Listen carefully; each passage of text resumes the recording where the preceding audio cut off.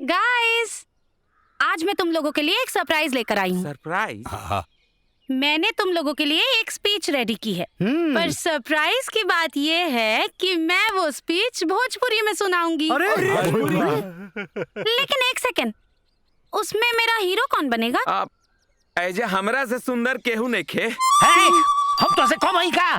ए सुन madam, colour पे मत जाइए, जज्बात को समझिए, जज्बात। हम हीरो बन सकेला। हट हट। मैडम, छोटा चेतन के भी ट्राई कर सकीले। हम बड़ हीरो नंबर 1 हीरो। ओके, हम का बोली, हमरा के तो भगवान पहले ही से मिस फायर बना दिल बा। मैडम जी, हमरो के लेके ट्राई कर सकिले, खिजाब लगा ले तो करिया हो जाई केस। नहीं नहीं अंकल, आप रहने दीजिए। हट। मैं अपना हीरो बताशा को बनाऊंगी। अपनी रोमांटिक स्पीच में तुम्हारे साथ बोलूंगी, ठीक है? Thank you madam.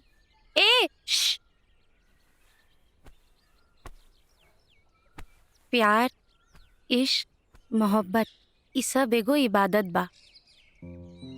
आज हमरा मन में ऐसन अरमान जागल बा जे एगो लड़की के श्रृंगार होला। ऐसन श्रृंगार जे लड़की सिर्फ अपना होखे वाला राजकुमार के सामने करेली। आज हम ईश्वर के साक्षी मान के सबके सामने कबूल कर रहल बानी कि हमरा के केहू से प्यार हो गइल बा, और ऊ केहू और ना,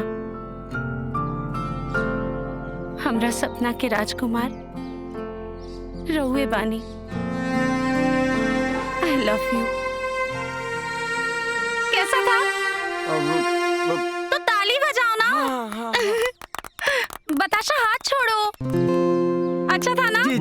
मजाक रहल का? मेरी भोजपुरी अच्छी हो गई है ना? बहुत अच्छा। Thank you so much. ए बाबू, हमने के चले के बाद छठों के तैयारी करे। हाँ, भोजपुरिया समाज में छठ के बड़ा महत्व में बाटे, आ बड़ा ही पावन पर्व है। चले के बाद वो तैयारी करे नु। मैं भी छठ देखूंगी। हाँ, ठीक बा। पक्का। बाबा, हाँ, चलो जाओ। आए तो का चाही बास के बहंगिया।